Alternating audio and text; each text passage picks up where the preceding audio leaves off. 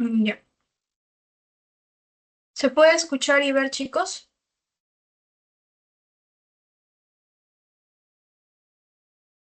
Recuerden que tienen que prender sus cámaras, porfa.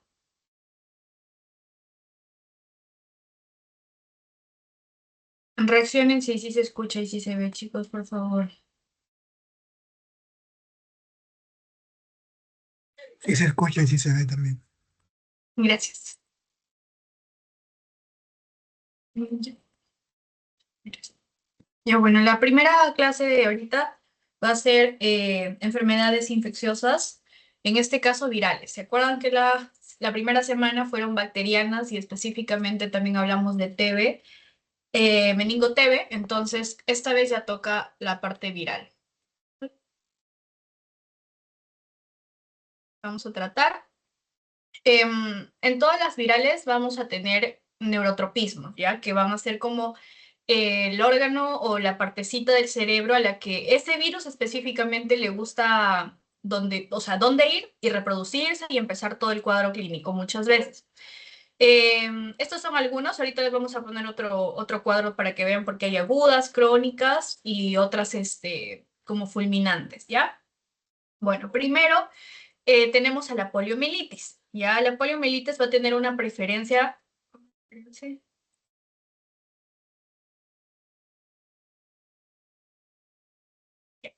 La poliomielitis va a tener más que todo por las neuronas motoras, ¿ya?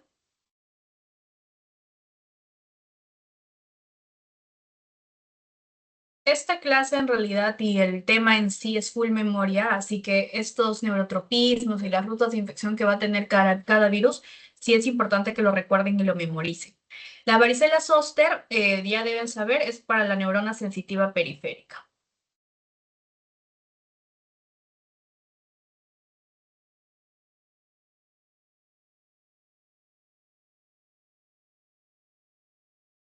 Y la rabia va a tener para el hipocampo y el sistema límbico. ¿Ya?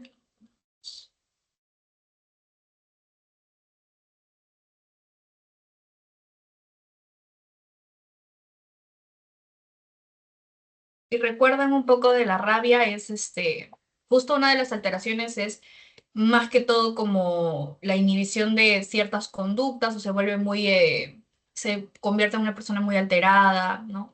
Incluso puede llegar a morder, entonces justamente la alteración para que recuerden es en el hipocampo, ¿ya?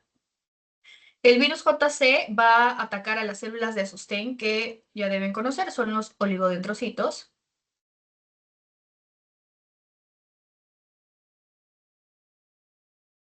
Y el herpes, VIH, el citomegalovirus, el Epstein-Barr y todos esos van a tener diferentes focos, pero son menos selectivos. Entonces, de esto aquí solo que son menos selectivos. Pueden atacar a cualquiera de estas áreas y no tienen un como foco infeccioso específico, a diferencia de estos cuatro que sí tienen que acordarse. ¿Ya? Ahora, en rutas de infección, la respiratoria va a ser principalmente para tres de estos. Ya vamos a ver. El sarampión, la paratoditis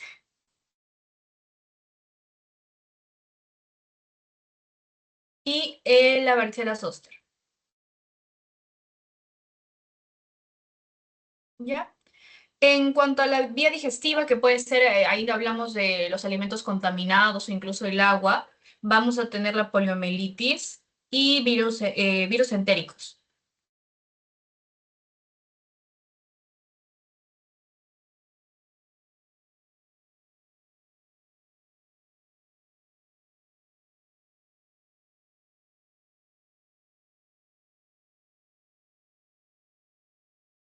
Por mucosa genital o bucal vamos a tener el virus de herpes simple.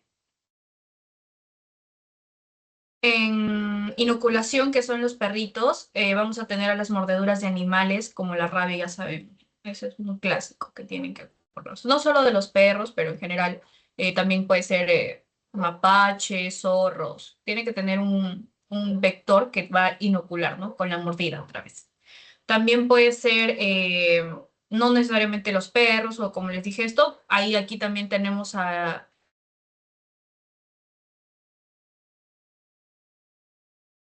el mosquitos, ¿no? Entonces son artrópodos o arbovirus que van a picar a través del mosquito y te va a generar toda la infección. Entonces puede ser también por picadura de mosquitos.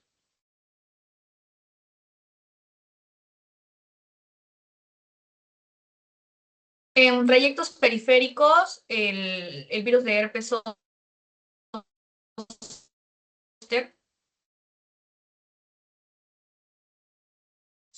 simple, perdón. El herpes zóster, más que todo, sí está relacionado con los trayectos periféricos, pero ahorita justo vamos a ver en su slide, tiene un trayecto nervioso, el cual es la zona afectada, ¿no? Entonces hay una relación, o sea, se puede inocular o la ruta de infección es respiratoria, pero ataca tanto a trayecto periférico. Aquí también vamos a ver que actúa en la rabia y ya. En transplacentaria, con el bebecitos, o justo cuando la mamá está obviamente en trabajo de parto a través del canal vaginal, eso es el transplacentaria, la rubiola y el citomegalovirus, el VIH. Ya. Aquí tenemos entonces los neurotropismos y las rutas de infección. ¿Alguna duda hasta aquí, chicos? Ya. Ahora sí, en el el cuadro clínico, esto es simplemente de ambas enfermedades, ¿ya? O sea, perdón, todos o la mayoría de estos virus te van a dar o una meningitis aguda o una encefalitis aguda, que en la primera clase también hablamos un poco más de las diferencias. ¿Alguien se acuerda cuál era una de las diferencias de la encefalitis aguda con la meningitis?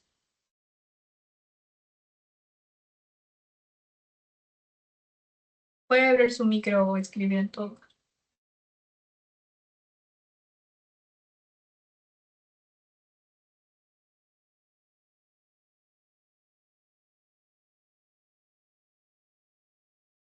Ya, a ver.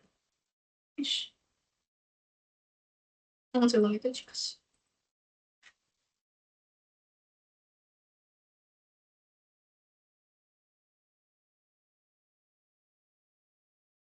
Ya. La encefalitis aguda tenía como diferencia el compromiso de la conciencia, ¿no? O sea, compartían algunos de los síntomas, en realidad no son tan iguales, pero para que se acuerden es que la encefalitis siempre va a tener un compromiso de conciencia, confusión mental, está más que todo con la orientación, ¿no? La focalización, tiene mayor compromiso en ese ámbito.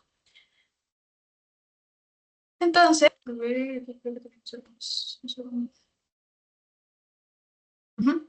Ya, en la meningitis aguda, la triada que ya sabemos, ¿no? Fiebre, rigidez de nuca, alteración de la conciencia, pero lo característico era que estaba en un menor del 50% de los pacientes, ¿no? El 95% era cualquiera de dos de esa triada o incluso solo uno, ¿no? Pero que no teníamos que descartar meningitis si no tuviera esos tres el paciente.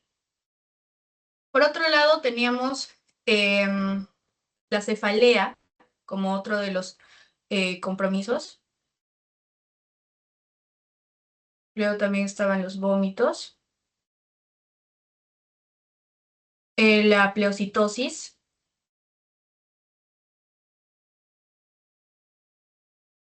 que es el aumento de las células, ¿ya?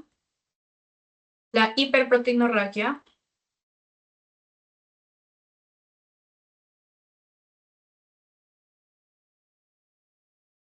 que la hiperproteinorraquia era el aumento de las proteínas en el líquido cefalorraquídeo. Y más bien vamos a tener una glucosa normal, o bueno, una glucorraquia normal. ¿Ya? En la encefalitis, por otro lado, teníamos aquí el compromiso mental o el compromiso de conciencia,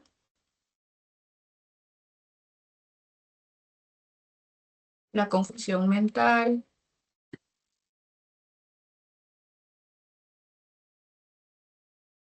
mioclonías,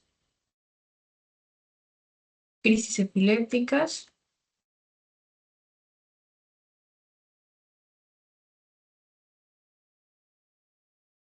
y signos focales deficitarios. Focales. ¿Ya?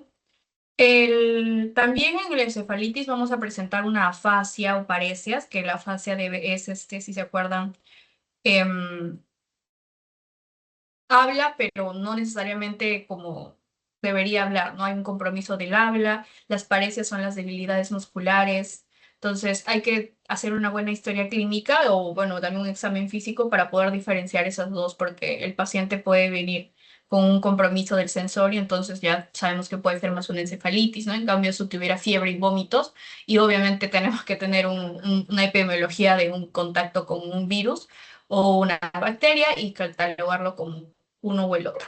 En la anatomía patológica, lo que vamos a tener son infiltrados linfoditarios perivenosos en el parénquima y las meninges, ¿no? Ya recordamos las meninges y la leptomeningera para meningitis, si se acuerdan. La neuroofagia con infiltrados de neuroglía, también hay focos de desmelinización o necrosis con reacción astroglial y cuerpos de inclusión intranucleares o intracitoplasmáticos en algunos casos. La anatomía patológica en sí no les va a venir mucho, pero es bueno que igual lo tengan presente para poder distinguir uno del otro. Ya. Aquí he puesto esto para que se organicen un poco más, ¿ya? O sea, todo lo que vamos a hablar del tema son enfermedades virales. Van a ser agudas, crónicas y retrovirus. En agudas vamos a hablar de tres: la encefalitis herpética, la rabia y la poliomielitis. Son agudas porque el cuadro de clínicos ya saben que es en un corto periodo, incluso menor a 3 meses. Las crónicas, hay las encefalitis crónicas, como la panencefalitis esclerosante subaguda y la leucoencefalopatía multifocal progresiva. Por priones, que aunque están en infecciones crónicas, porque o sea, el tiempo de vida que ya vamos a ver no sobrepasa del año, ¿ya? Pero en todo ese tiempo se crea la enfermedad igual, que es la enfermedad de Gerstenmann-Strahler y enfermedad de Creutzfeldt-Jakob. Retrovirus por meningoencefalitis por VIH, SIDA, todo o sea, lo igual del retrovirus es que tiene que tener una base de inmunosupresión, en este caso, por ejemplo, el VIH, y ya cómo ataca cada uno de estos. Por ejemplo, puede dar complejo de demencia, mielopatía, neuropatías periféricas, meningoencefalitis aguda, pero todo por VIH. ¿Okay?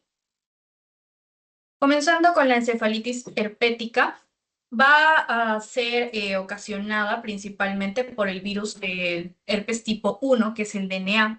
También está por el virus de herpes tipo 2, pero lo más común y lo que más se ve ahora es el tipo 1, ¿ya?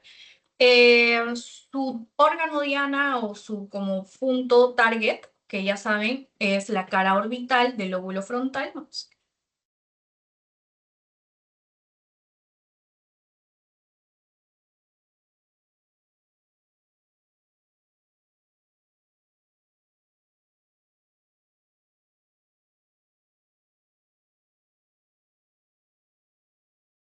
Y las caras inferiores y mediales del lóbulo temporal.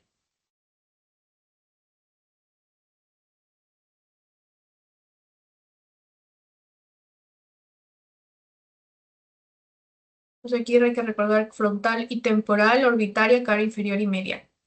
En cuanto al qué vamos a buscar en la patología o en todo esto en anatopatología, vamos a tener que ver lesiones necrohemorrágicas,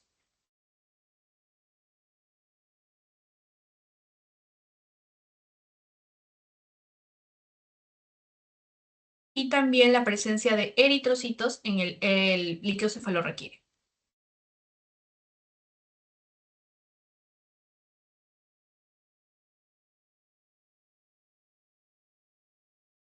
En el laboratorio lo que vamos a ver, si hay eritrocitos y todo eso, también vamos a ver unos linfocitos, ¿ok?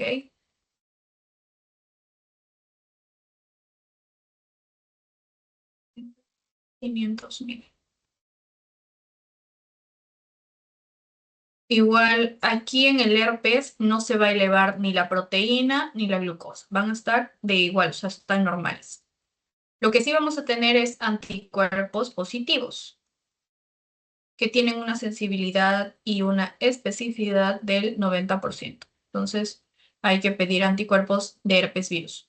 Y luego el PCR también es positivo, pero no es netamente específico, ¿no? Si queremos saber si sí o sí es un herpes, lo que podemos pedir más es obviamente anticuerpos para herpes virus. Luego, en cuanto al tratamiento, lo que vamos a dar es aciclovir, ¿no? Principalmente de 10 a 15 miligramos por kilo cada 8 horas por 14 a 21 días. Ahora, en el herpes, en la encefalitis herpética, como ya vimos, va a ser predominantemente bilateral y frontal, ¿ok? Afecta tanto a inferior, medial y orbitaria, pero siempre va a ser bilateral. También, como en los casos clínicos que les pongan, si les van a poner como presencia de abundantes hematíes en el líquido cefalorraquídeo, es como una característica clásica que nos orienta a una encefalitis necrohemorrágica por herpes simples. También el electroencefalograma que vamos a ver, no te lo van a poner en el examen, pero sí te van a describir cómo es, ¿no? Y son trenes de punta y punta onda lenta de aspecto periódico con una topografía en ambas regiones frontotemporales. Las palabras claves aquí son de punta y punta onda lenta y aspecto periódico, ¿ya?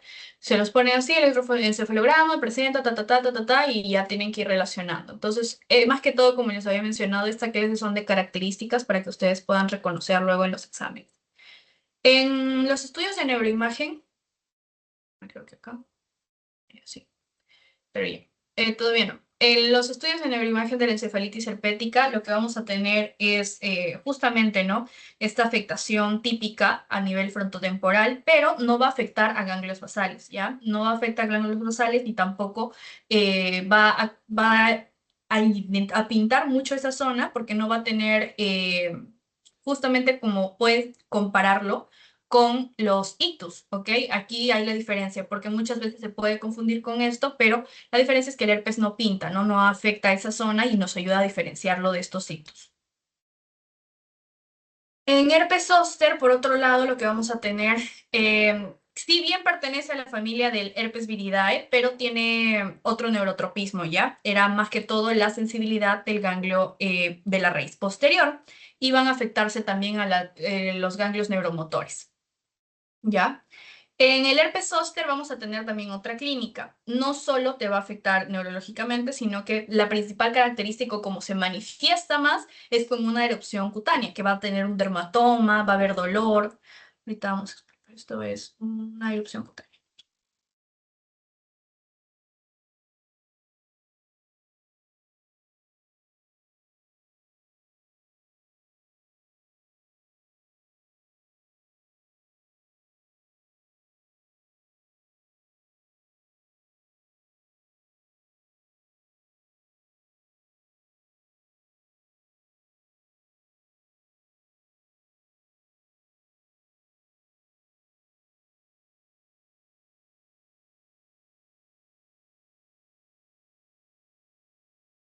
Ya. En la erupción cutánea tienen que recordar que lo curioso del herpes zóster es de que va a seguir la raíz nerviosa. Si es que empieza a haber una alteración en el paciente, como que inicia aquí, pero justo se extiende como una linita nada más y sigue un solo lado, y por debajo saben que hay una raíz nerviosa, pueden relacionarlo con herpes zóster. No se va a como ir para aquí o para abajo, no tiene que ser una línea recta o como que sigue un caminito.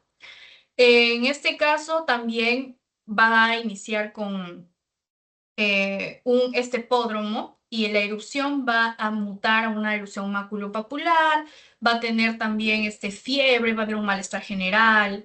Las lesiones o el dolor va a iniciar de 3 a 5 días antes y luego va a presentar esta irritación o esta dermatoma, ¿no? Más que todo, en el caso de que les describan, son máculas eritematosas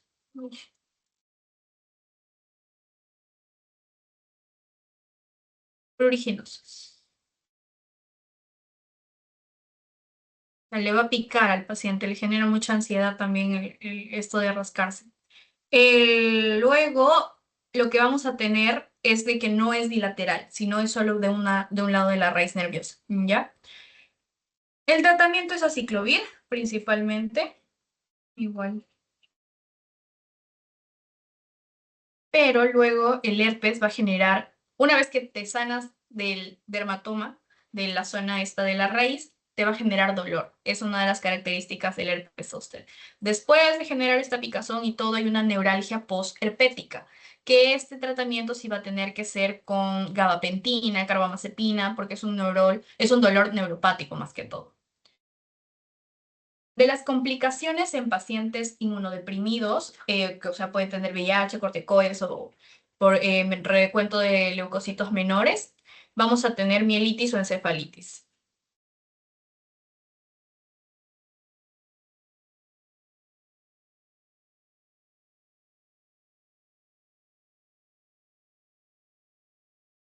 Estos solo son complicaciones en este tipo de pacientes, ¿ok? No en todos. En los que como pueden tener un nivel de recuento celular normal o no tienen una inmunosupresión, el efecto adverso, la complicación a la larga más frecuente es la neuropatía postherpética, ¿ya? Después, esto es para pacientes con inmunosupresión. En general, también tienen un buen pronóstico de un 85% de resolución de los casos. Pronóstico bueno de un 85%. Y en los inmunodeprimidos va a tener de un 10 al 20% con la neuralgia proserpética que mencioné. Muy raros casos va a producir vasculitis, pero es posible, así que hay que tenerlo en cuenta.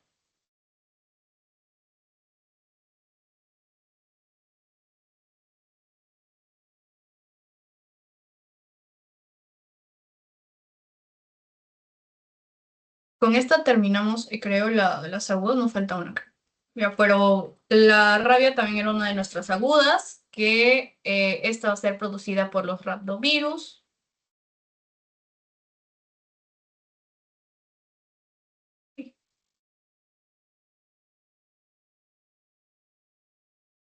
Es una enfermedad zoonótica.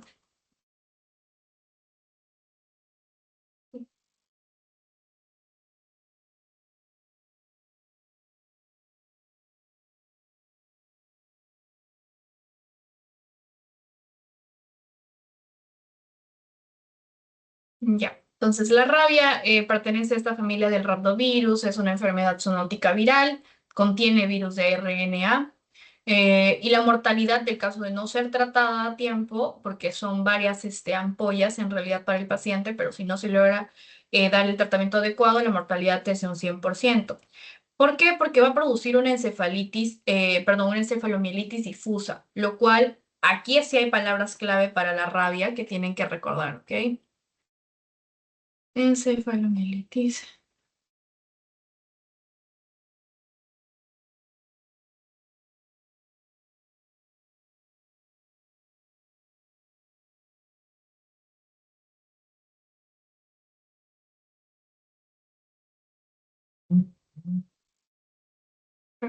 Va a producir su clínica, va a ser la fiebre igualmente, la irritabilidad, ansiedad, apatía.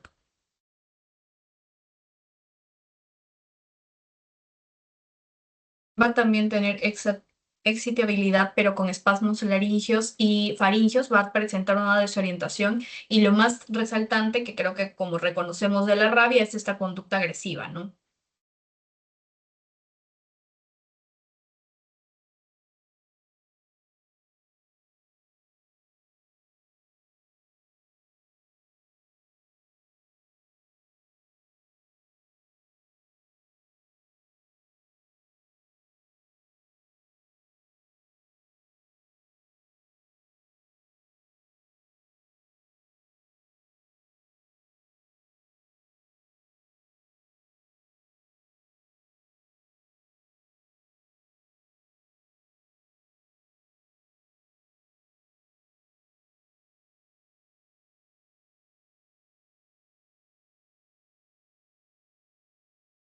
Ya, entonces de este cuadrito que recuerden el asta de Amón, que es donde se va a almacenar para presentar la encefalomielitis difusa, luego el cuadro clínico que ya mencionamos y el tratamiento que igual les dije, ¿no? Que eran las inmunizaciones, que puede darse de forma pasiva o activa, pero en general son varias dosis, entonces más que todo es tener un control bastante con el paciente, ¿ya?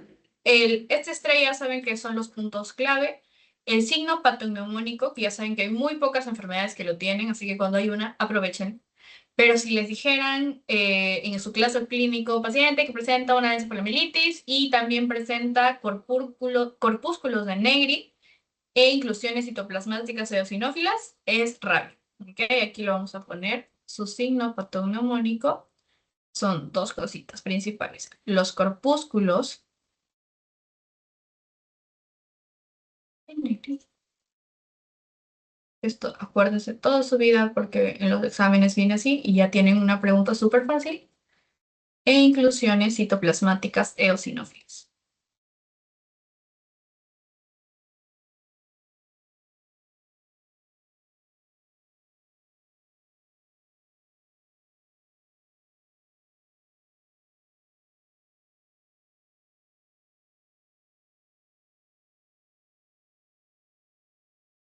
¿Ya? Entonces, de la rabia es recordar hasta de Mon, corpúsculos de Negri y que tiene un tratamiento de inmunización.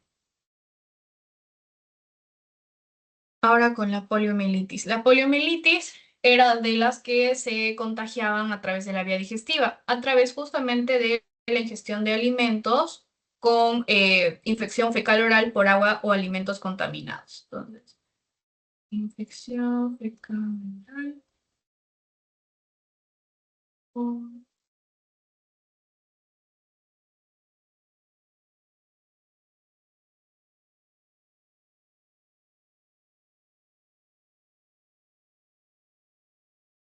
En la poliomielitis, el virus va a ingresar, bueno, por nuestro intestino, obviamente, el sistema digestivo y todo, pero una vez que llega a nuestros intestinos, va a penetrar la mucosa y se va a mover más bien al torrente sanguíneo.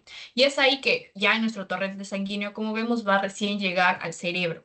Específicamente, el neurotropismo de la poliomielitis eran neuronas motoras grandes del asta anterior de la médula, lo cual hacía que justamente tenga esta característica, ¿no? De que las piernas de algún modo como que se acorten o se atrofien y la persona ya no pueda caminar. Es entonces por eso que la característica, ¿no? Es la silla de ruedas, las muletas para este tipo de pacientes, ¿ya? Va a dar una parálisis asimétrica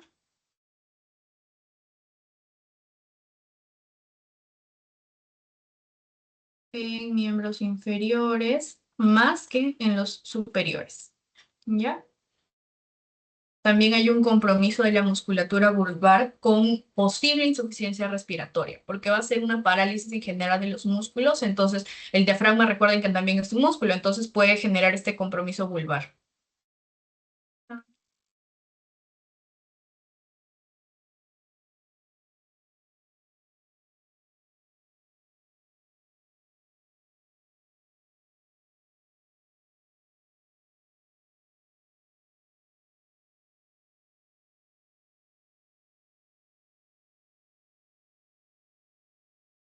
En el laboratorio lo que vamos a ver es que este virus se va a aislar de secreciones faríngeas, ¿ya? Se aísla.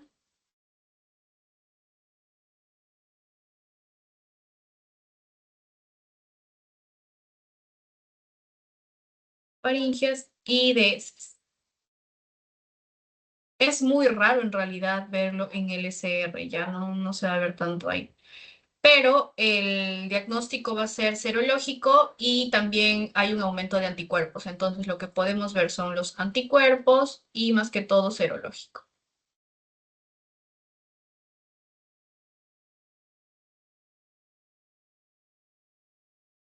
En el caso de que le pidamos un LCR para, no sé, hacer un descarte o algo, lo que vamos a ver en la poliomielitis son pleocitosis, una ligera hiperproteinorraquia y lo que sí vamos a tener es la glucosa normal. Ahí no se afecta en nada. El tratamiento para este tipo de casos es sintomático y la rehabilitación.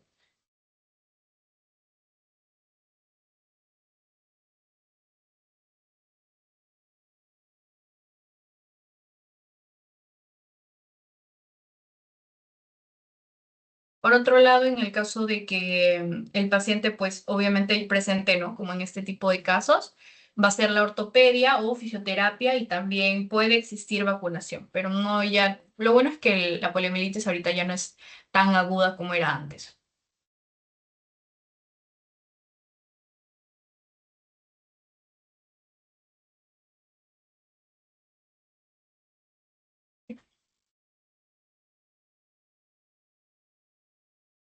Ahora sí, la parencefalitis esclerosante subaguda o el PES.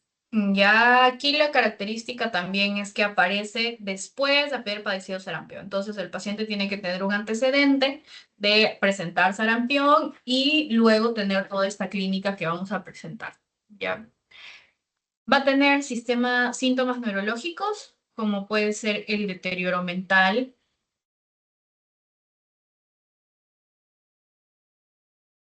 alucinaciones,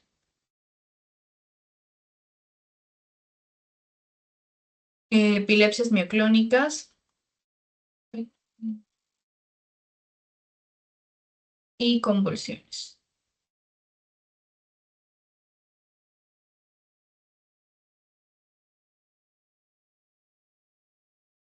En el caso de las complicaciones van a haber disfagia, ceguera cortical y atrofia óptica.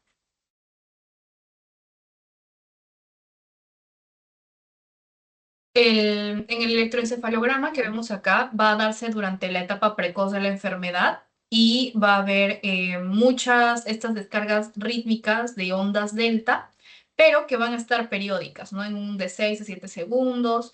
Luego va a haber una descarga de ondas amplias. Entonces, aquí recuerden, una es primero onda lenta, luego una onda amplia, seguida de las crisis mioclónicas del paciente. En cuanto a la patología, va a afectar a sustancia gris y blanca. Va a haber esta atrofia marcada, esclerosis y desmielinización.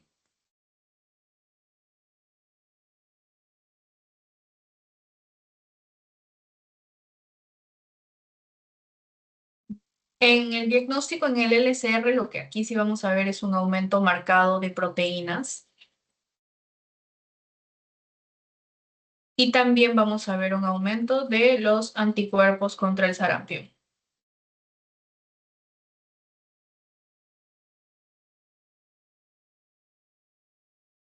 En el en el electroencefalograma, como habíamos dicho, van a ver estos complejos periódicos de onda lenta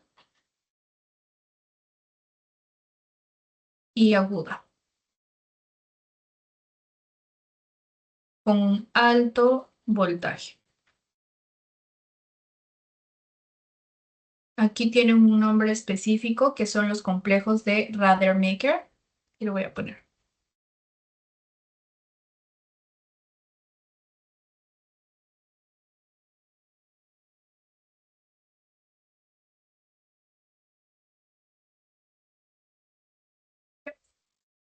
En cuanto a la evolución del pez, es mortal del primer al cuarto año. Entonces, aquí es mortal, primer al cuarto año. El tratamiento sintomático, que si la sintomatología principal, como vimos, es las mioclonías, ¿no? Las convulsiones, anticonvulsivantes o antiepilépticos y obviamente los cuidados del sostén en general del paciente.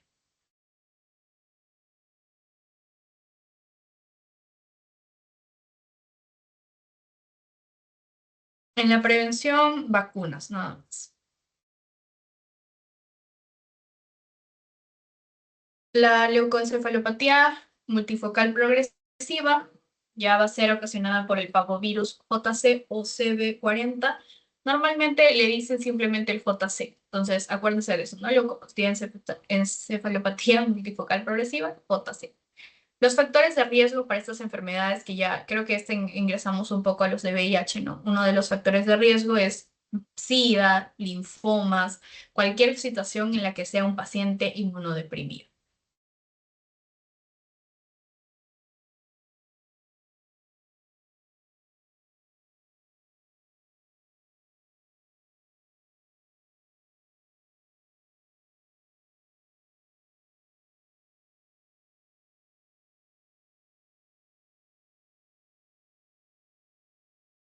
En la leucoencefalopatía multifocal progresiva vamos a tener que el foco infeccioso aquí era ¿cuál? Los oligodendrocitos, nuestros tejidos.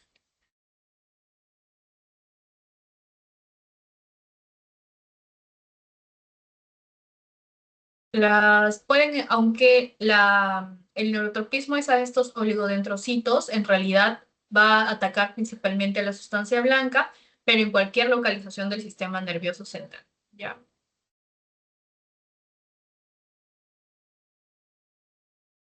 Clínicamente va a ser esa atracción, ¿no? Por la sustancia blanca y los oligodendrocitos, nos va a generar una necrosis y una desmielinización multifocal, lo cual va a generar paresias, trastornos sensitivos y visuales. Vamos a tener también estas crisis epilépticas, pero en este caso son raras, ¿ya? Trastorno.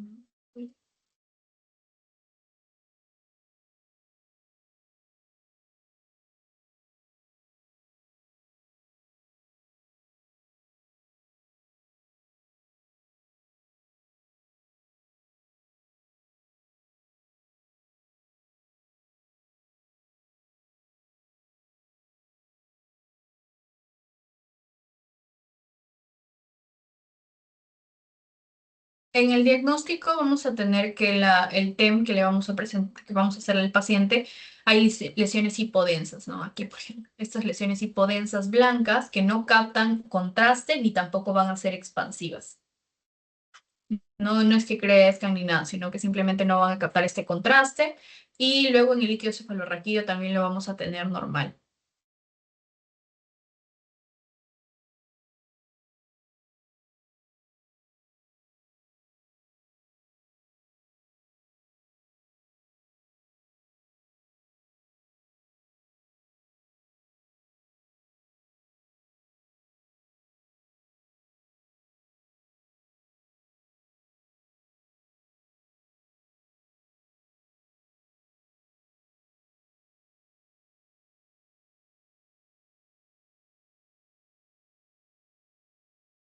La evolución es rápidamente progresiva y mortal en menos de un año.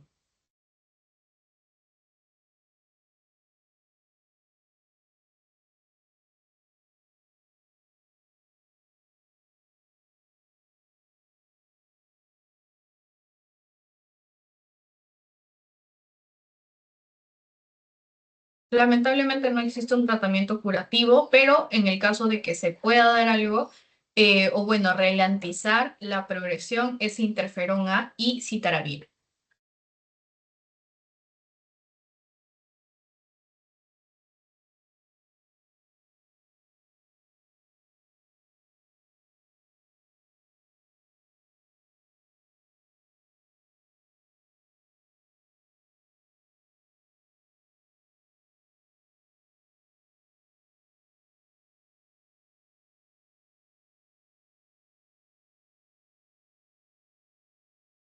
Continuamos con la enfermedad de Jacob. Aquí también es causada por priones. Los priones son como que las proteínas en un momento se alocan y deciden desdoblarse mal, ¿ok? Eso puede suceder en cualquier momento en realidad.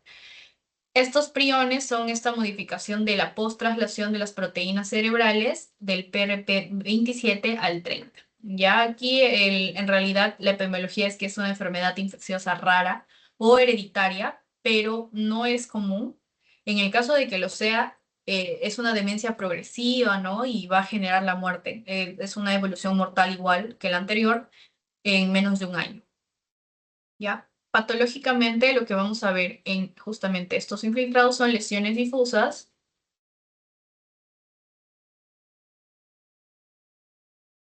esta vez en sustancia gris cortical. También vamos a presentar en los ganglios basales, en el cerebelo, en el tronco y medio. Es por eso que es altamente mortal porque casi va a atacar a todo nuestro sistema nervioso. En características microscópicas, aquí también vamos a ver este aspecto vacuolado esponjoso, como vamos a ver acá, ¿no? Esponjoso.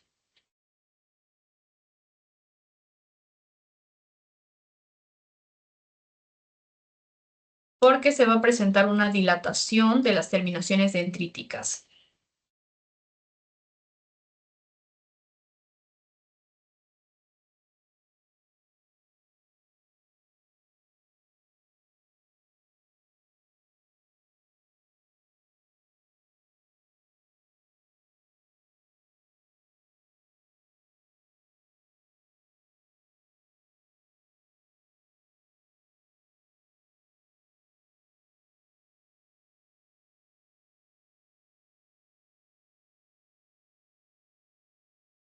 Clínicamente, como les había dicho, aquí hay una demencia progresiva.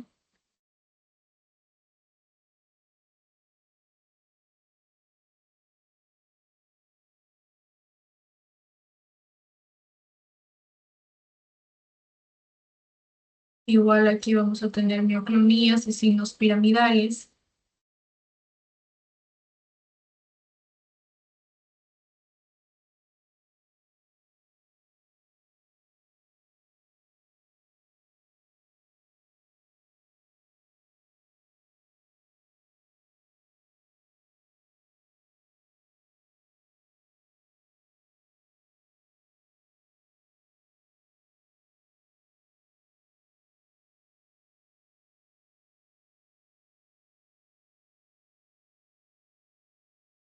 En la clínica igual, ¿no? Como en la anterior y la mayoría de la que ocasiona de las enfermedades mortales y las que están justamente en crónicas, pero al mismo tiempo la evolución es mala, nos generan estas mioclonías, los signos piramidales cerebelosos como la caticia.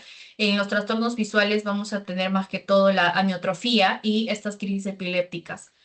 En el diagnóstico, el LSR es normal. En inmunología solo se va a poder diferenciar un atrofio cerebral normal, pero que pues no es muy patognomónico, ¿no? Ni tampoco característica de esta enfermedad.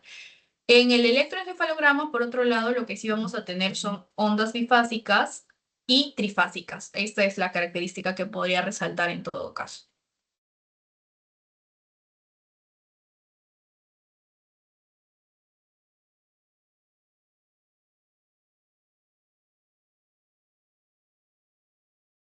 En la evolución, igualmente mortal en menos de un año. Y igual que el anterior, el tratamiento específico no existe, solo que aquí no tenemos algo que retrase la evolución. En los exámenes, normalmente para cuando quieren preguntar esta enfermedad o quieren que ustedes hagan el diagnóstico, les van a decir que en menos de 6 meses el paciente se ha complicado y que puede llegar incluso a fallecer, ¿no? Entonces, tienen que estar conscientes. Aquí palabras claves igual, ¿no? Sus ondas bifásicas y trifásicas, que hay lesiones difusas en la sustancia gris cortical. Microscópicamente se va a ver el esponjoso vaculado de justamente este aspecto, ¿no? De las lesiones de las terminaciones dendríticas. Y la clínica es una demencia progresiva. Esto sería una palabra. La enfermedad de Gerstenmann-Strauler va a ser causada por mutaciones en los codones de los priones cerebrales 102, 198 y 117. En cuanto a la clínica, vamos a presentar síntomas espinocerebelosos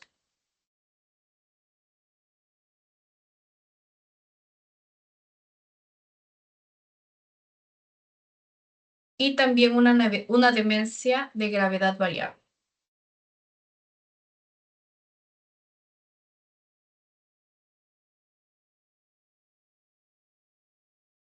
Patológicamente hay una atrofia y lesiones difusas.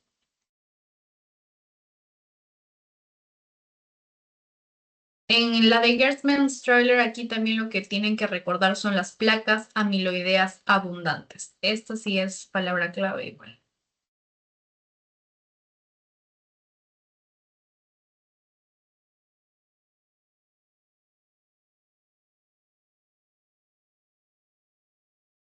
Y lesiones espongiformes. Uy,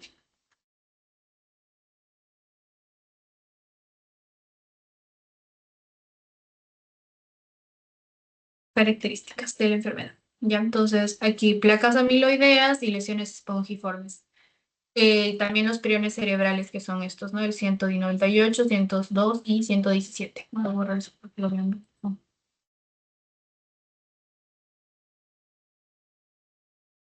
Ya, la evolución es lenta, progresando durante varios años y tampoco existe un tratamiento específico. Esta era de las crónicas, pero en esta la muerte sí va a ser un poquito más espaciada, a diferencia de la de Jacob, que son de los priones, y la de Esther, para la primera. Encefalitis transmitidas por artrópodos o herbovirus que habíamos visto. En este caso, la mayoría son por mosquitos, a excepción de la rusa y la centroeuropea. Aquí se pueden acordar fácilmente en el caso que les pregunten. No solo hay dos diferentes. En, en este caso, un segundito.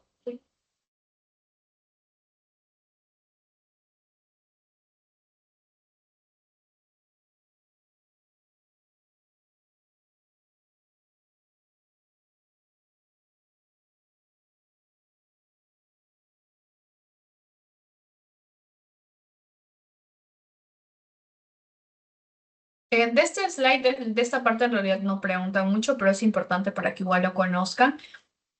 Aquí lo que resaltan más es la encefalitis de San Luis, que es esta enfermedad vírica igual transmitida por mosquitos. Va a ser principalmente en Estados Unidos, Canadá y México. Uy,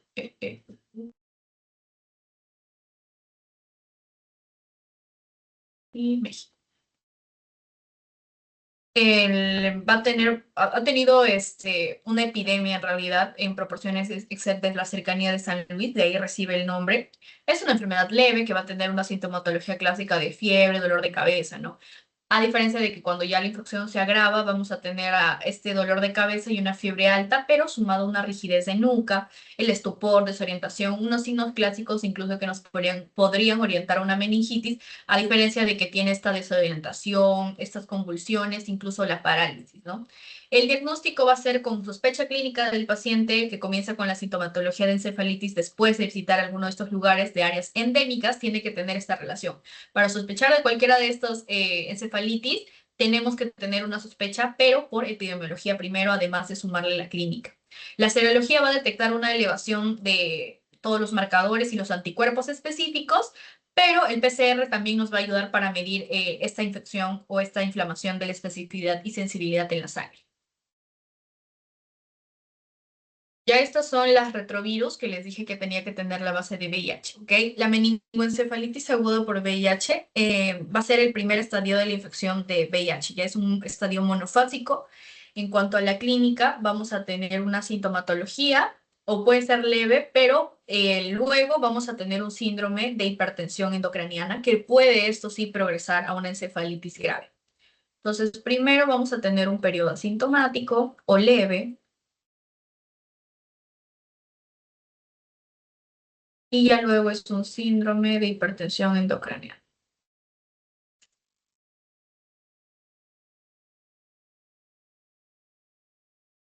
Y luego puede llegar a progresar en encefalitis. En el diagnóstico vamos a tener aquí pleocitosis,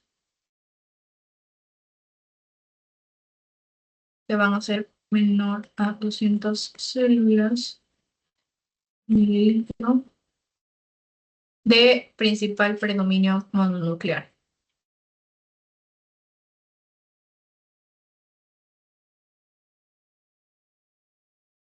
Luego hay una elevación abundante de proteínas y la glucosa está normal. Como ven, más que todo en las víricas, la glucosa no es un factor que se altere, a diferencia de las bacterianas. Es ahí donde pueden también diferenciar para sus exámenes cuál es vírica, cuál es bacteriana.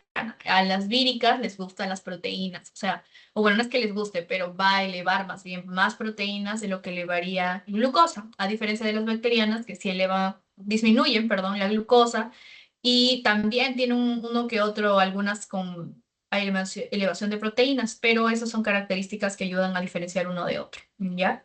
En la resonancia hay realce, pero simplemente por inflamación en las meninges. Entonces vamos a poner aquí meninges por inflamación.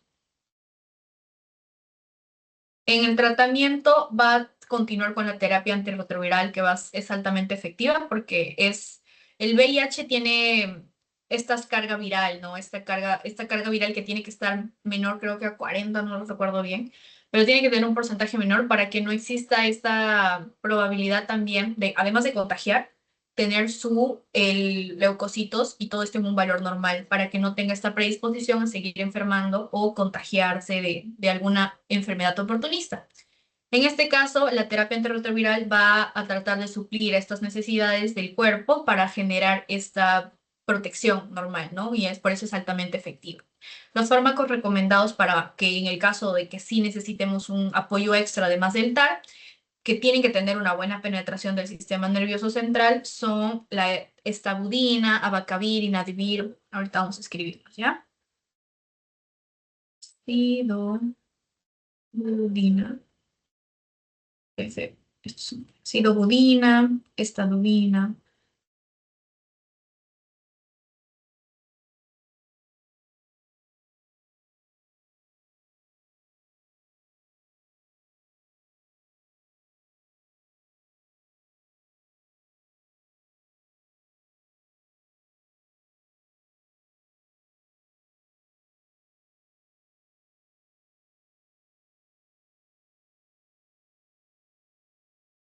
Y nevirapina.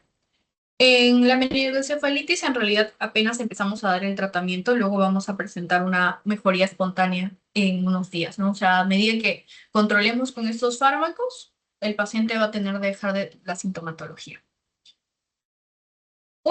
El complejo de Mensa-Sida en realidad es otra de las más comunes que puede presentar como complicación de los pacientes con SIDA. Es de las manifestaciones más comunes.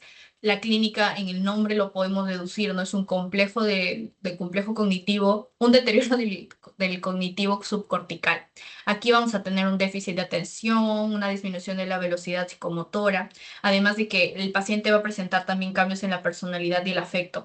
Puede también o no presentar esta paraplegia asociada a una lesión medular, pero lo más común es estos cambios de personalidad y afecto y el deterioro cognitivo, ¿no?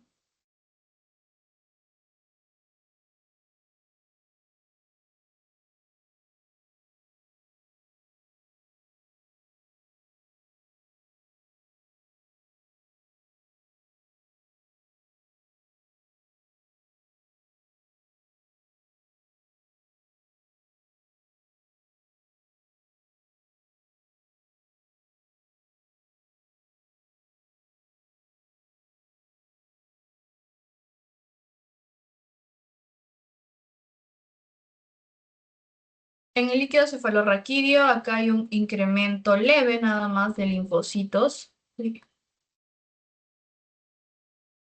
Y también hay un aumento de las proteínas. Acá igual hay un aumento del IgG, obviamente frente al VIH, ¿no? Y como ya habíamos visto, la glucosa está normal. En los tacos, en la resonancia, lo que vamos a tener son estas lesiones difusas iguales en sustancia blanca.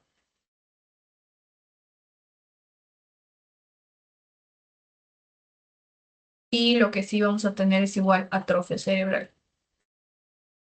La atrofia cerebral también la podemos encontrar en enfermedades de desmielinización y de deterioro cognitivo. En cuanto al tratamiento, vamos a tener terapia antirretroviral con buena penetración al sistema nervioso central, como las que vimos anteriormente. Ya vamos terminando. La mielopatía vascular relacionada con el SIDA. Aquí vamos a atacar más bien a los factores de riesgo. Ya aquí el paciente tiene que tener un recuento celular de linfocitos T justamente de -200. ¿Ya? Una de las causas es la vacuolización de los cordones posteriores de esta mielopatía subaguda. No es más frecuente aquí en la médula espinal, en la región dorsal. Ya entonces, la mielopatía la relacionan siempre con esta médula espinal y la vacuolización de cordones posteriores.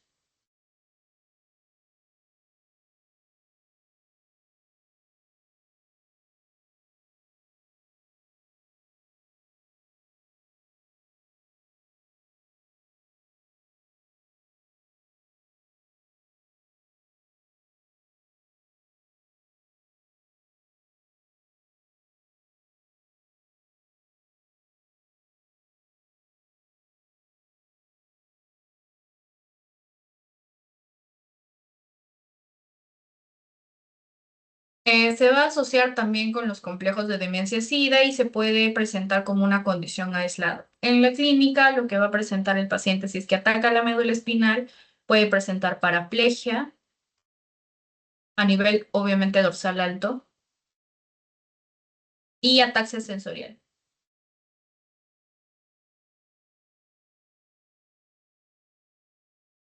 Una de las últimas clínicas que puede presentar nuestro paciente es la disfunción autonómica y visceral. Y aquí lo más importante en realidad es esta ataxia sensorial y la paraplegia. Ya estas son palabras clave. Por otro lado, no se ve tanto esta disfunción autonómica y vesical.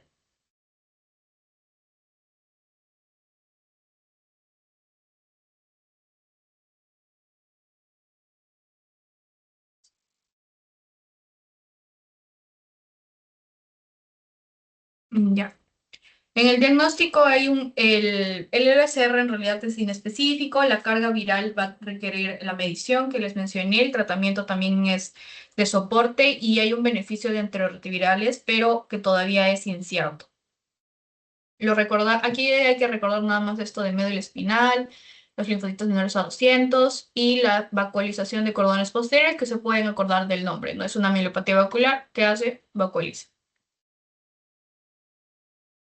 El último por SIDA es las neuropatías periféricas, que es una de las complicaciones frecuentes y más comunes por el VIH.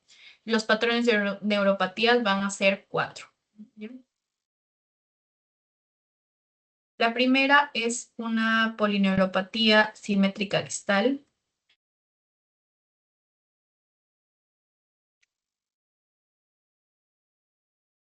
La otra es una polineuropatía desmielinización inflamatoria.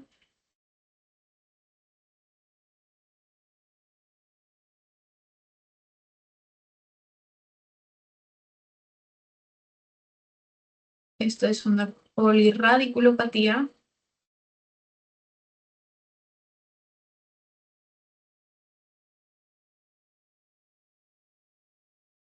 progresiva. Y la última, una mononeuropatía múltiple.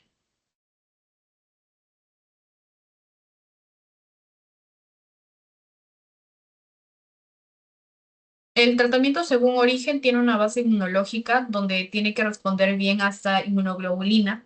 También puedes dar corticoides o plasmaféresis. En el caso de que sea una fase ya de SIDA avanzada, ¿no? Van a predominar más que todo neuropatías tóxicas o carenciales, entonces habría que, si es carencial, reponer justamente el afectado, ¿no?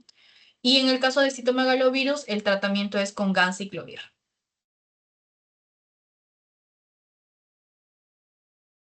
Yes.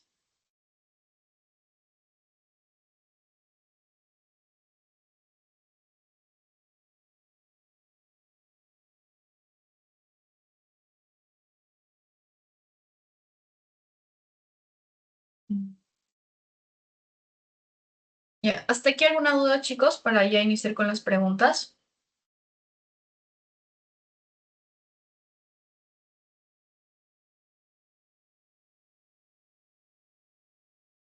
¿Todo claro? Reaccionen si es así, chicos.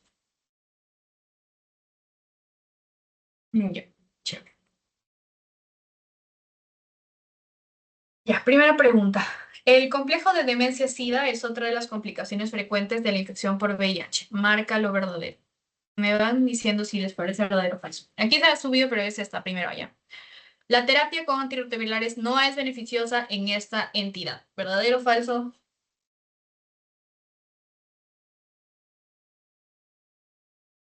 Bueno, es falso, chicos. ¿Por qué? Porque todas las de VIH, recuerden que al menos la mayoría, ¿no? Hay una aquí, vamos a ver cuál es la que no, aquí.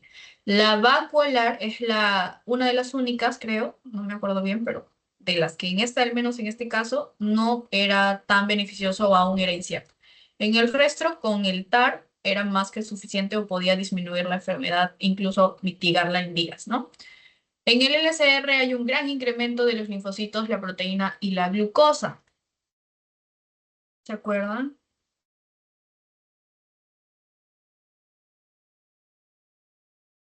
Y eso también era falso. ¿Por qué? Porque recordemos que la glucosa no era.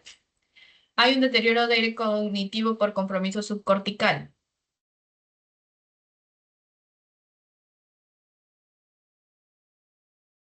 ¿Verdadero o falso, chicos? 1, 2, 3, 4, 5. Vamos a dejar porque esta sí era la correcta. Yo sé que sí. Ajá. Esta es la correcta. ¿Se acuerdan de que aquí les mencioné? Es un deterioro cognitivo subcortical, déficit de atención y todo eso, pero al final es deterioro cognitivo subcortical. Ya esa es la palabra clave. Ya, ya tenemos esto. Ya, marque la alternativa correcta en relación con la encefalitis herpética causada por el virus herpes tipo 1. 5 segundos para que lo piensen. 1, 2, 3, 4, 5. Ya. La respuesta correcta es que produce necrohemorragias, por lo que se puede encontrar eritocitos en el LCA. Al inicio de la clase les había dicho, ¿no? De que este herpes tipo 1, las palabras clave eran eritrocitos en el líquido cefalorraquídeo o necrohemorragias. Y en esta justo tiene estos dos. Produce necrohemorragias y eritrocitos en el LCR. Tercera pregunta, señale la respuesta correcta en relación a la rabia humana. 5 segundos. 1. Esta está sencilla, chicos. Si han escuchado, les dije una palabra clave. 2, 3, 4, 5. Ya. Los corpúsculos de Negri rara vez se encuentran en esta enfermedad. Falso, pues, porque no era que rara vez, era un signo patoneumónico. Es mortal en casi el 100% de los casos y se transmite por mosquitos. Si bien es mortal, 100 no se transmite por mosquitos, ya eso era por inoculación de zorros, de perros, de murciélagos inclusive, pero no mosquitos. La vacunación activa y pasiva son irrelevantes en esta enfermedad. Falso. El reservorio es un animal, se encuentra en la saliva y secreciones de animales infectados. Verdadero.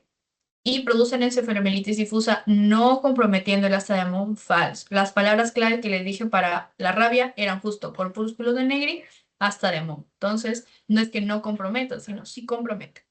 La respuesta correcta es la D. Hay otras dos más. El paciente mujer de 56 años sin aparente antecedente de importancia que presenta cuadro clínico de aproximadamente 6 meses, caracterizado por un cuadro demencial rápidamente progresivo. Ya con esa deberían sacarlo. Y les dan más todavía. Asociado a espasticidad de 4 extremidades, Babinski presente bilateral y mioclonías generalizadas. El diagnóstico más probable es... Aquí no hay, no lo piensen tanto, recuerden cuáles eran las palabras clave, chicos. El rápidamente progresivo. Aquí ya podrían deducir dos nada más. 5 segundos. 1, 2, 3, Es la 4. enfermedad de Jacob. Ajá, muy bien. Muy bien. No sé quién espero. ¿Por qué? Porque el resto, chicos, nada que ver. Y en todo caso, pudieron haberse confundido un poco con esta, en el caso, pero no. Es, ahí en el examen viene así, 6 meses casi siempre y rápidamente progresivo. Palabras clave. La última. Los poliovirus conforman el género de los enterovirus, enterovirus y producen la poliomielitis. Creo que esto está en su pretest también. 5 segundos. 1, 2, 3, 4, 5. La respuesta correcta es que el virus se multiplica en los intestinos y luego alcanza el sistema nervioso vía hematógeno. Que sí lo vimos, chicos, con imágenes para que se me acuerden. Vamos a repasarlo para que no se olvide. Ya habíamos dicho que la poliomielitis era por infección, ¿no? Pero por infección de, bueno, infestación de la comida fecal oral, alimentos contaminados o agua. Intestino, luego rompe las paredes y pasa vía hematógeno chucu, chucu, chucu, hasta tu cerebro. Y ahí es donde se va a ir a las neuronas motoras y genera esta parálisis simétrica que puede también comprometer la musculatura respiratoria. ¿Ya? Entonces, la respuesta correcta es esa. ¿Alguna duda, chicos? Antes de pasar a nuestro tercer tema.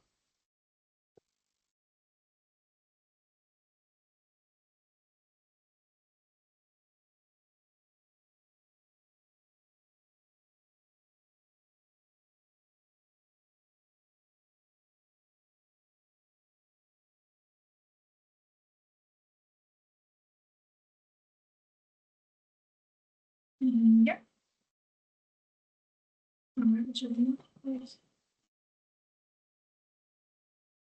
La tercera clase es sobre igual, seguimos con las enfermedades infecciosas, pero ahora sí vamos a hablar de micóticas y parasitarias. Luego,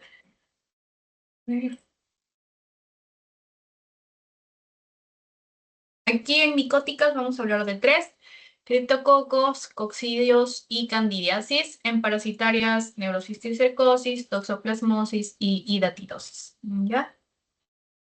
En criptococos, aquí tenemos que recordar que el criptococo se aísla del suelo. Ya es aquí, para que se acuerden más o menos, palomas. Criptococos, palomas. ¿Por qué? Porque de estos excrementos normalmente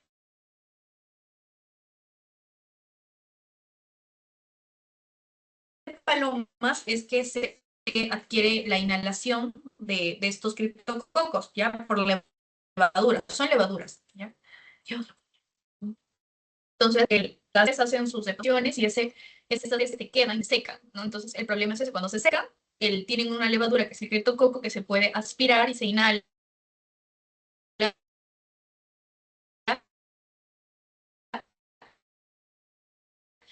y ahí es donde se produce la enfermedad. Obviamente, como la mayoría de enfermedades son como VIH, ya, entonces, definición, es una infección micótica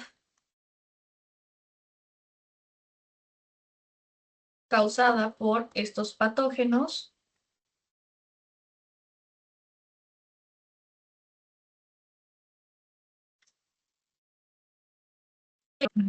Listo. Esta es causada por, hay dos formas, ¿ya? El Cryptococcus es como la familia grande, pero dos formas principales. El Cryptococcus neoformans y el Cryptococcus gattii, ¿ya? Dos formas.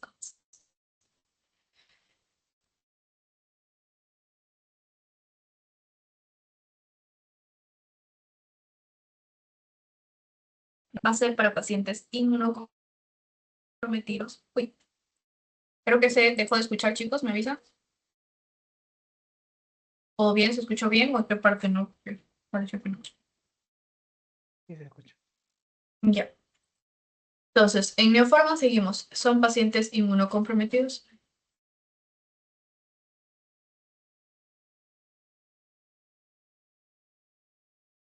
Metidos, pero en serotipos A, D y AD.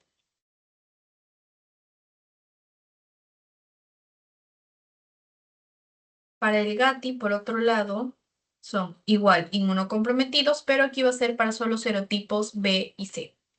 Epidemiológicamente, tiene una incidencia del 0,2 al 0,8% por cada 10.000 habitantes que son seronegativos. ¿Ok? Luego va a asociarse, como les dije, ¿no? Principalmente un 80% en pacientes con VIH, con un recuento celular de CD4 menor a 100. Y hay una reducción de la incidencia tras el uso de una terapia antirretroviral. Ya, entonces, hay una reducción de incidencia si el paciente usa su terapia TAR. Lo curioso del criptococos es de que tiene o sea, tiene como mecanismos en nuestro mismo cuerpo que lo ayudan a prevalecer en el caso de que el paciente esté predispuesto, ¿no? La vía de infección, ya sabemos que se inhala en el ambiente y está causado por esta infección pulmonar parenquimal inicial.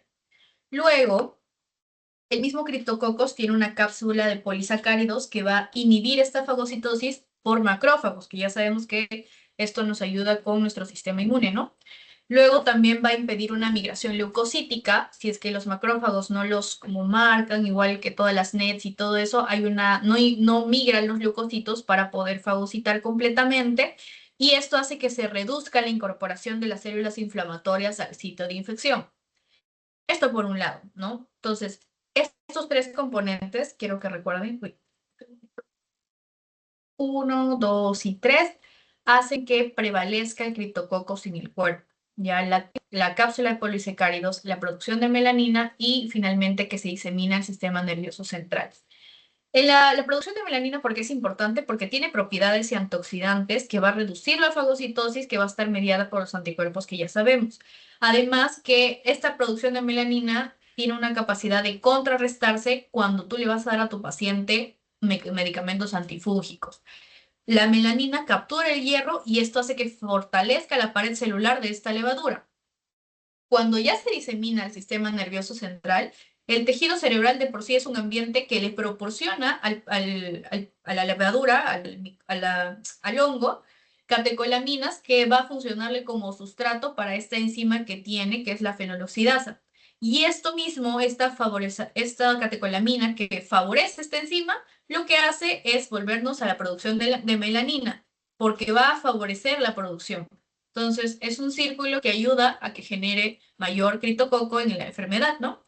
Y además que mejora la supervivencia del microorganismo en el sistema nervioso central. Para la clínica, ya sabemos un síndrome meningio crónico.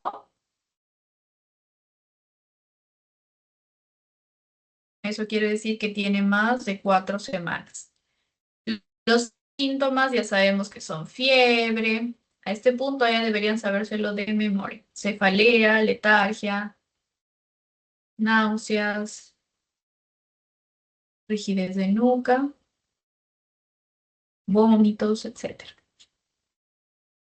Las complicaciones van a ser más que todo el síndrome de hipertensión intracraniana, ¿ya? El famoso HIC. Y puede ser también convulsiones. Aquí el síndrome de hipertensión intracraniana, en realidad los pacientes a veces ya como que se quedan con eso y lo que se hace más bien es justamente estas funciones lumbares, pero como medida terapéutica, no tanto como para analizar, porque pues ya descubriste que es criptococo, ya.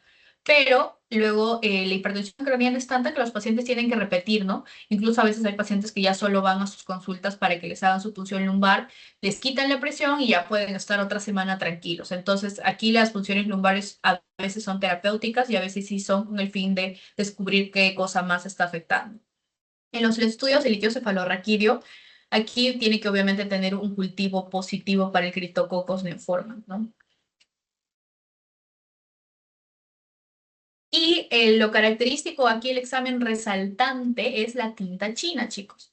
Lo que vimos aquí en esta imagen de acá, esto es tinta china. Así se ve en tinta china, ¿ya? En casos de SIDA principalmente. ¿Ya? Entonces, tinta china, recuerden con el SIDA. Luego también hay un test de antígenos para el criptococo, pero más que todo tiene una validez de pronóstico, no tanto de diagnóstico. En las neuroimágenes lo que vamos a ver en tanto el TAC o en la resonancia son estas lesiones captadoras de contraste y hidrocefalia. Como ven acá, aquí este es un flare, ¿ya? Pero lo que vemos es el compromiso de los ganglios basales. Además que también hay un edema aquí. Y lo que aquí en la B vemos, no se ve nada.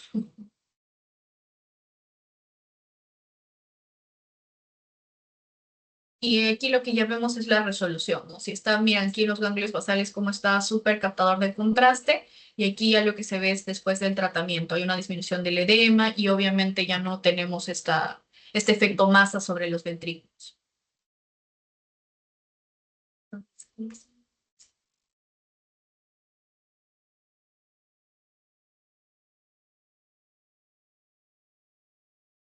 El tratamiento tiene 3 fases de inducción, consolidación y mantenimiento, pero en general cualquier tratamiento de criptococos, recuerden, anfotericina y fluticina, ¿ya?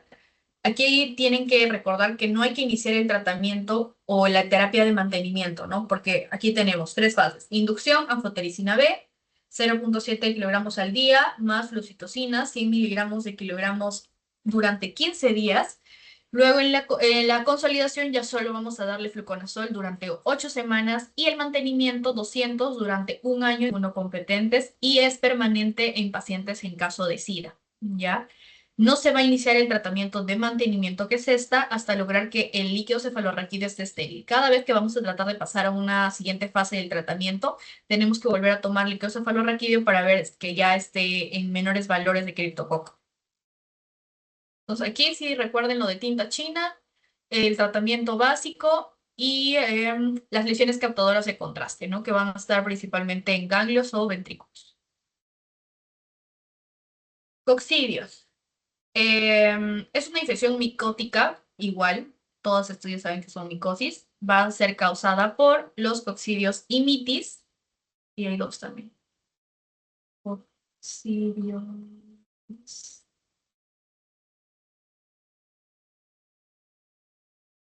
imitis, esto es en Norteamérica,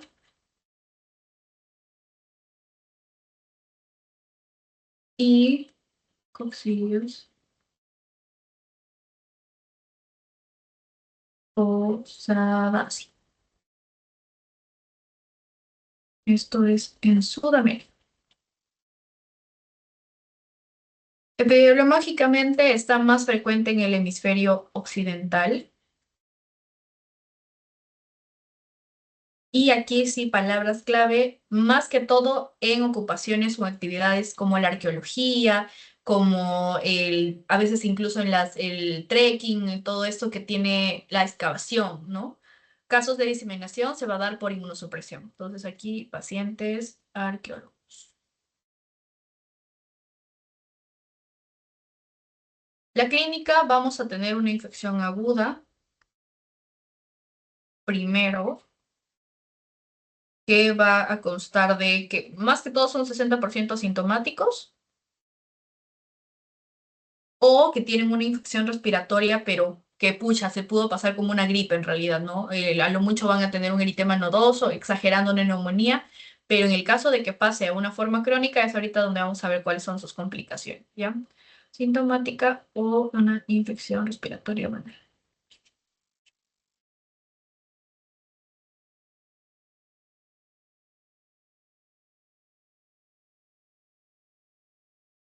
En formas crónicas, en cuanto al pulmonar, vamos a tener cavitaciones.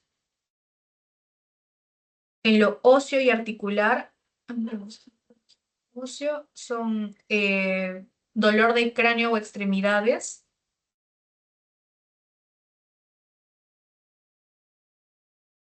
Y en lo articular, sinovitis.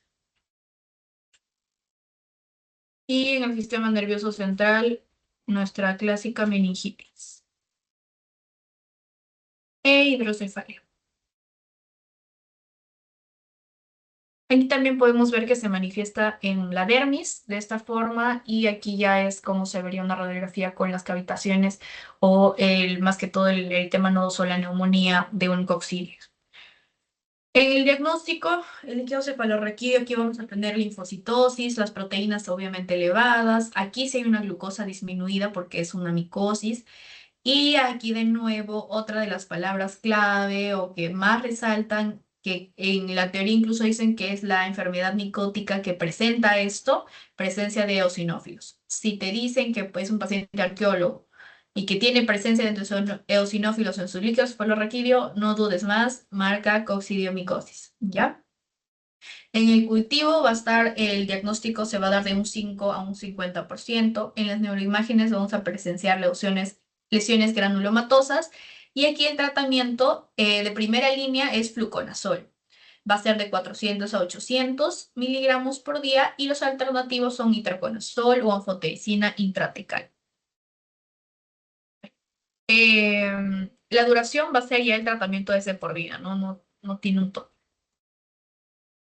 La candidiasis, de nuevo, infección micótica que está causada por la Cándida SPP asociada a sepsis o complicaciones neuroquirúrgicas. En la clínica nos va a dar nuestra clásica meningitis o abscesos cerebrales. El tratamiento de esta candidiasis se va a dar con anfotericina B y el pronóstico en realidad es desfavorable, porque no es muy común que haya candidiasis en el sistema nervioso central, la verdad. Y cuando hay, tiene una alta mortalidad.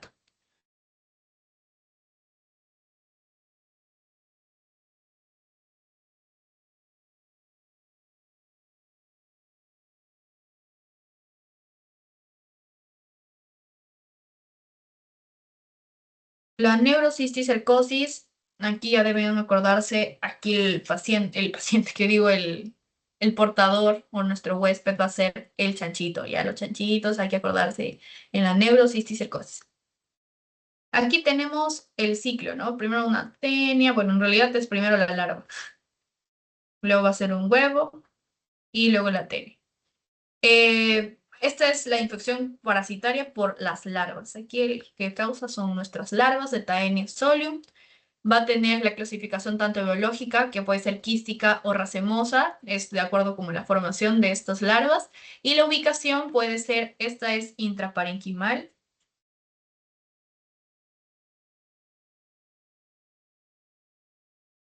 subarachnoidea,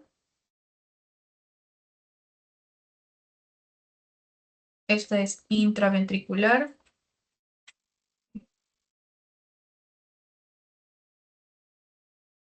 y medular.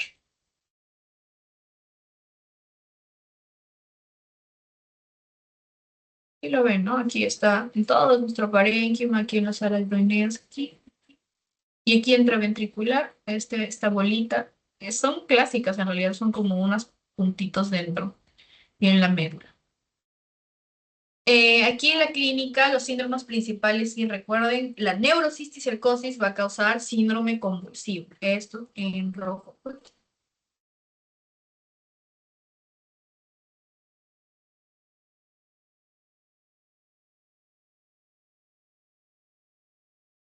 También va a dar hipertensión intracraniana, déficit neurológico y también psíquico. Y ay,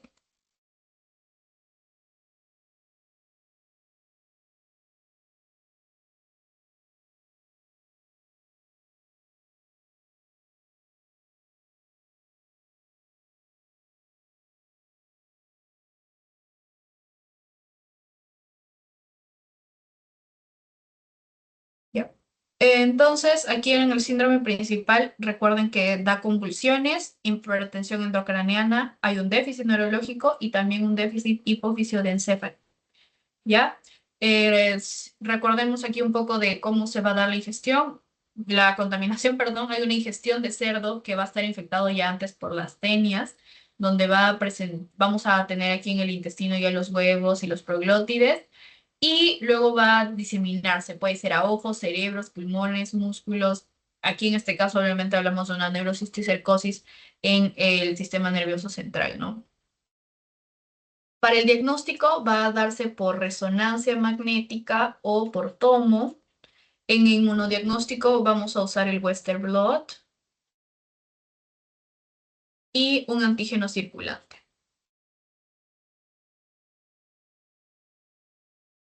Cóparo parasitológico, obviamente tenemos que ver los huevos tal cual, o ya puede ser una tenia adulta también. Y en patología hay que evidenciar evidencia de quistes o las membranas de estos huevos, ¿ya?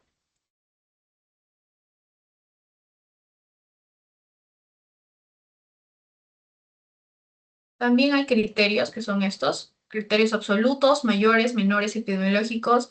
No es necesario que se lo aprendan, pero en todo caso sí cuándo sería un diagnóstico definido y cuándo es un diagnóstico probable. El definido, un criterio absoluto, que ya sabemos que son esta demostración histológica del parásito en la biopsia cerebral o medular. Casi siempre las biopsias son diagnósticos definitivos. Luego presencia de lesiones quísticas mostrando el Scolex en la TAC o en la RM. Y una visualización directa del cisticerco subretinano, fondo del ojo o por ecografía. También puede ser la presencia de dos criterios mayores más un criterio menor y uno epidemiológico, o el diagnóstico probable, que va a ser la presencia de de un criterio mayor y dos menores, un criterio mayor más un criterio menor y uno epidemiológico, o la presencia de tres criterios menores y uno epidemiológico. En el epidemiológico tenemos que hay que tener un contacto, una evidencia de contacto familiar por infección de Taenia solum, y sujetos en hábitat, que habitan en áreas endémicas, historias de viajes frecuentes a las zonas endémicas también. Aquí es la correlación entre los aspectos patológicos y de neuroimagen de cisticerco, dependiendo de la localización del parásito. Por ejemplo, si se localizara en el parénquima cerebral, como vimos también en las primeras imágenes, pueden ser por quistes vesiculares, coloidales o granulomas con calcificaciones. En el caso de quistes vesiculares, tiene que haber el parásito tiene que tener líquido vesicular translúcido y un escólex íntegro. Aquí, esta es palabra clave.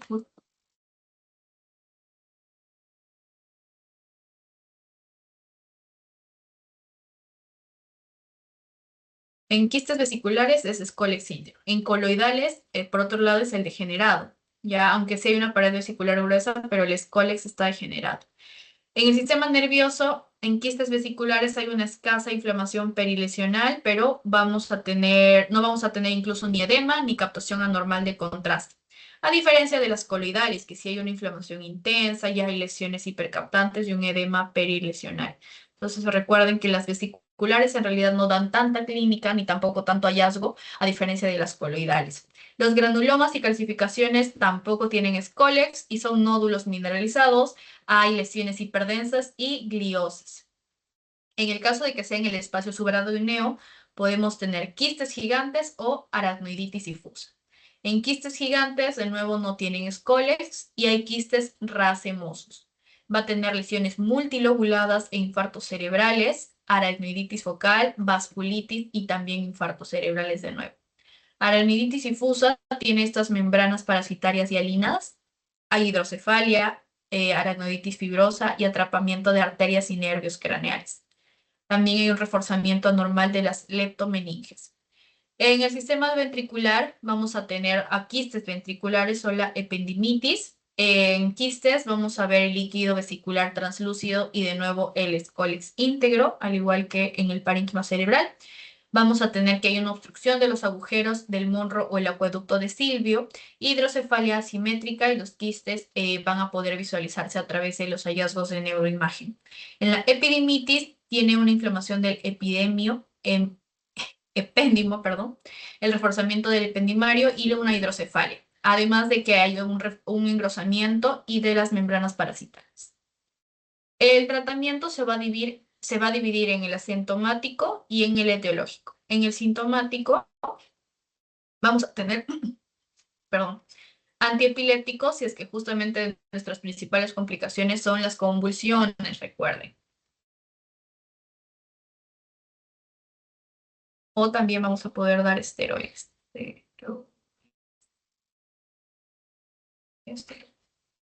Y en el epidemiológico vamos a dar albendazol, que son 15 miligramos por kilogramo por día de 7 a 30 días.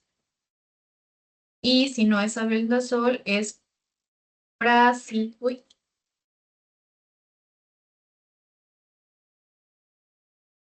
praziquantel a 50 miligramos por kilogramo por día, pero este es por 15 días.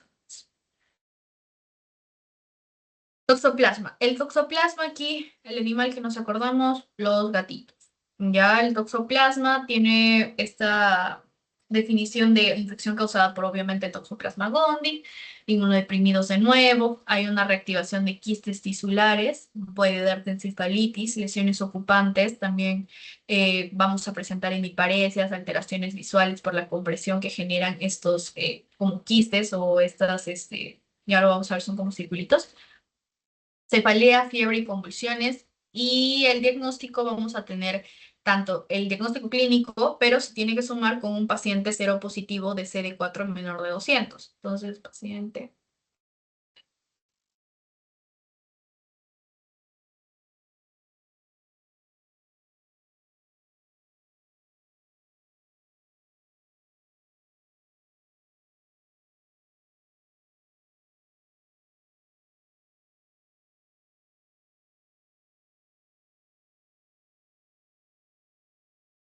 El PCR tiene una sensibilidad del 50 al 60% y una especificidad del 95 al 100%. Neuroimágenes, palabra clave de nuevo, acá hay un aspecto granulomatoso en región capsular.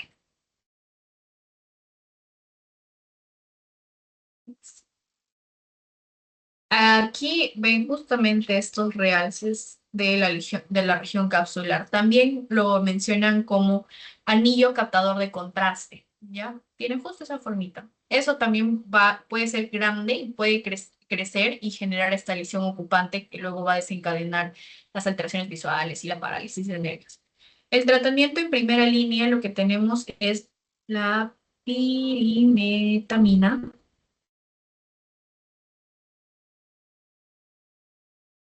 de 100 a 200 miligramos en una primera carga, pero luego lo que le vamos a dar son 75 a 100 miligramos por día.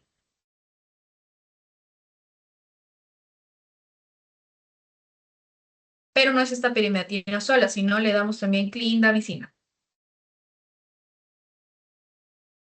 Aquí sí son 600 a 900 miligramos, puede ser endovenoso o por vía oral.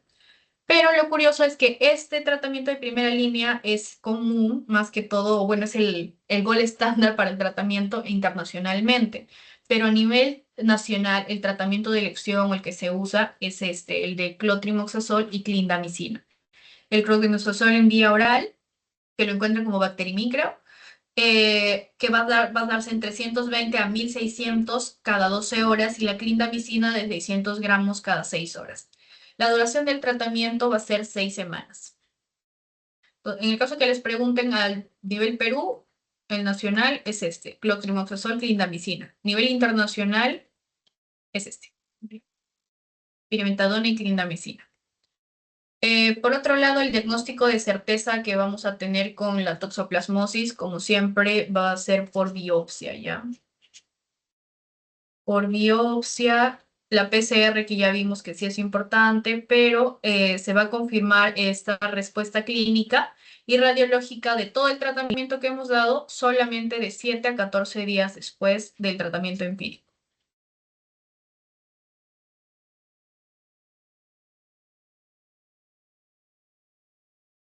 Ya. Hidatidosis cerebral. La hidatidosis va a estar ocasionada por el Echinococcus granulos, que va a estar en los perritos y o sea, los perritos son los huéspedes definitivos, pero van a luego poner como estos parásitos adultos en su intestino y los huevos embrionados van a ser expulsados en las heces, ¿no? Luego estas heces pasan al huésped intermediario, que van a ser el ganado, ovejas y roedores, que justamente de estos es donde ya el humano se contagia, es el intermediario, ¿no? Entonces el huésped definitivo son los perros, perros, y el huésped intermediario, el ganado, que pueden ser ovejas, roedores también, ¿no? La transmisión al humano se va a dar por la ingestión de alimentos nuevamente contaminados con el huevo de este parásito. Puede tener una penetración intestinal y luego va a pasar a vía portal. Luego el hígado, que es lo más común en realidad, pero aquí vamos a hablar de la cerebral, ¿no? Pero lo que sigue el ciclo regular es intestinal, vía portal, hígado, que es el 70% de los casos, principalmente el lóbulo derecho, pero puede migrar a pulmón, vaso y otros órganos. El cesto va a penetrar el intestino y aquí luego puede irse para la vía hemática también y nos llega a la forma cerebral. Los síntomas comunes, en el caso de que no sea el cerebral, van a ser este dolor, hipersensibilidad abdominal, la masa palpable, la hepatomegalia, aunque no viene acompañada de ictericia. En la forma cerebral, nuestra hipertensión intracraniana, déficit neurológico, crisis convulsivas, alteraciones visuales y ataxia cerebelosa.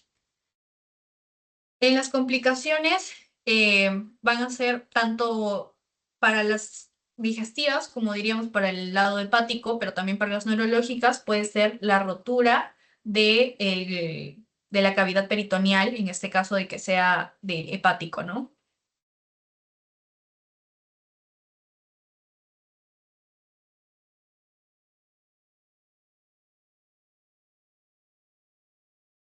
También puede tener una rotura de la vía biliar,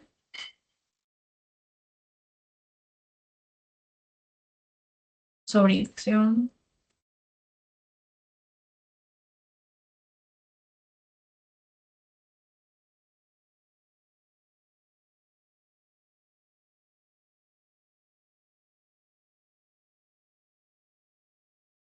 En la ruptura de cavidad peritoneal, el paciente va a presentar posiblemente un shock anafiláctico, no es mortal en casos graves, hay un dolor abdominal brusco. La ruptura de la vía biliar tiene la característica de prurito, ictericia, un cólico biliar puede confundirse justamente con esto. Sobreinfección, hepatomegalia dolorosa, fiebre y puede o no haber abscesos pulmonares. En la perforación intratorácica vamos a tener este dolor de reflejo al hombro y pueden venir con vómica o hidatides y bilis. Este es un absceso, perdón, una hidatidosis cerebral ya retirada y el tratamiento de elección es eso, justamente una exéresis de la lesión, no una extracción quirúrgica.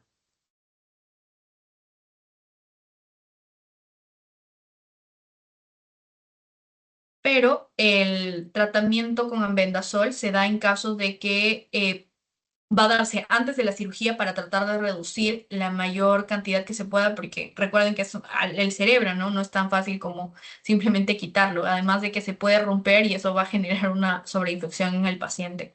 Entonces, el tratamiento con albendazol se va a dar antes de la cirugía, que es un albendazol al 10 miligramos por kilogramo al día, ay, por vía oral.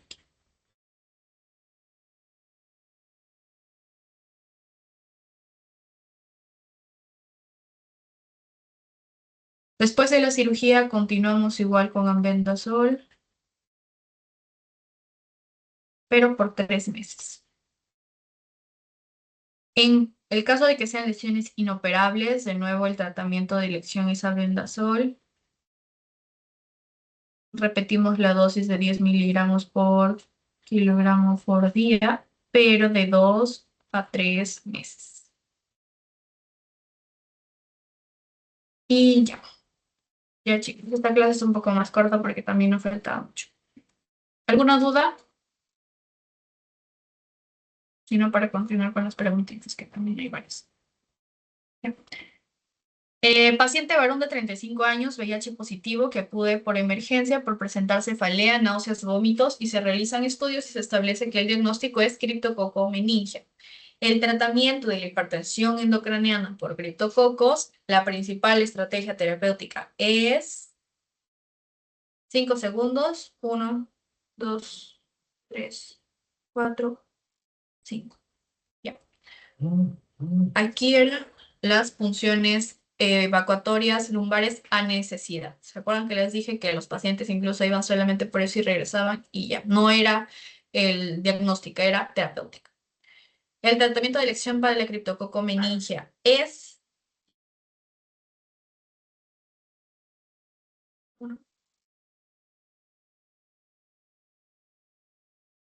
anfotericina más flucitocina. Eso sí lo dijimos. Recuerden, no necesariamente las cantidades, pero sí que son una terapia dual primero. Luego viene la dosis de inducción y mantenimiento.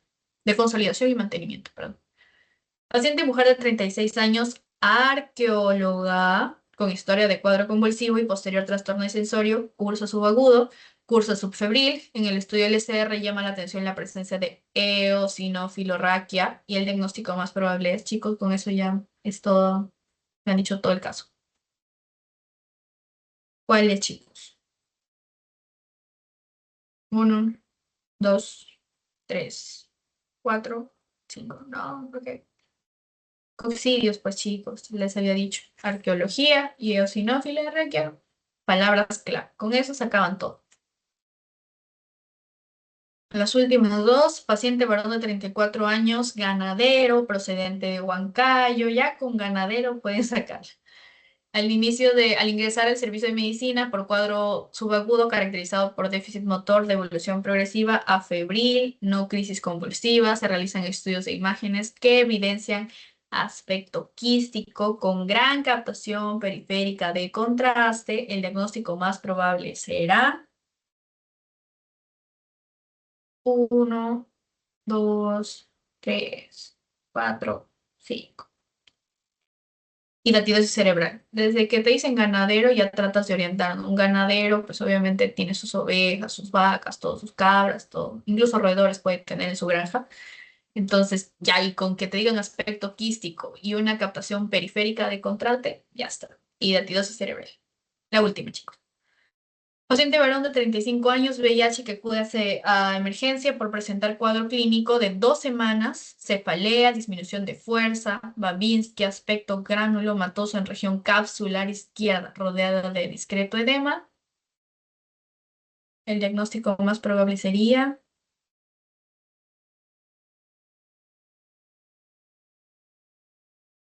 correcto, toxoplasmosis cerebral. Aquí igual, la palabra clave era aspecto granulomatoso en región capsular. ¿Ya? Y eso sería todo, chicos. Ahorita les paso el post-test.